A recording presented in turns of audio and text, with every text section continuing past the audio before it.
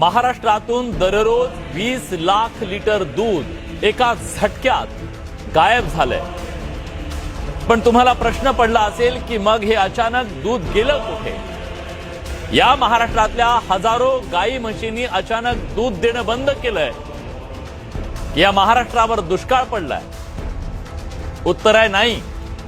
हे 20 लाख लिटर दूध गायब झालंय तुकाराम मुंडे नावाच्या एका धडाकेबाज माणसामुळे, ज्याची किंमत आहे रोजचे तब्बल 8 कोटी रुपये, म्हणजे महिन्याला 240 कोटी रुपयांचा हा खेळ आपल्या सगळ्यांच्या जीवाशी सुरू होता।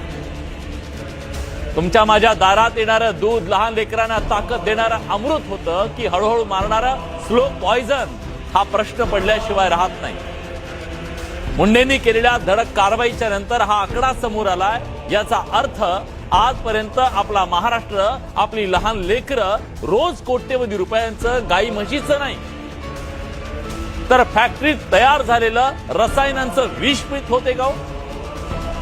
पांढऱ्या दुधामागे चाललेला हा जो काळा धंदा होता, जो राज रोज सुरू होता।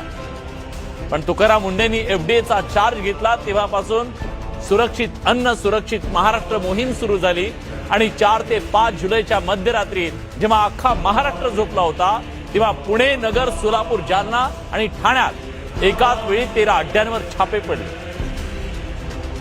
तिथं सापडलं अंगावर काटा येणारं एक भयानक वास्तव।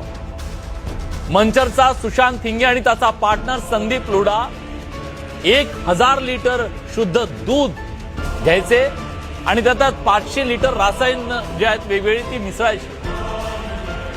हे पाणी कशाचं होतं? ही रसायने काय होती? शॅम्पू, कपडे धुवायचा लायझॉल, डिटर्जंट, कास्टिक सोडा, पाम तेल आणि युरिया।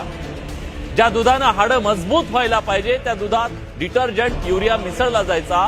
सोलापूरच्या अकलूजमध्ये तेच झालं। हेमंत टेकेच्या गोदामातून तब्बल 1 कोटी 35 लाख रुपयांची ही अशाच प्रकारची संशयित पावडर जप्त केली। ही पावडर दुधाची घनता वाढवायला वापरली जायची। या मोहिमेत आतापर्यंत 11 कोटी 48 लाख रुपयांचा मुद्देमाल जप्त करण्यात आला आहे। एका गोदामात कोटीची पावडर सापडते तर विचार करा, आतापर्यंत या भेसळखोरांनी आपल्या पोराबाळांच्या पोटात किती हजार कोटींचं विष ढकललं असेल। जे 25% दूध बाजारात शुद्ध म्हणून विकलं जात होतं ते गाई म्हशींच्या सडातून आलेलं नव्हतं, ते रासायनिक कारखान्यातून आलेलं विष होतं, जे आता मुंडेंच्या कारवाईनंतर बंद पडलंय।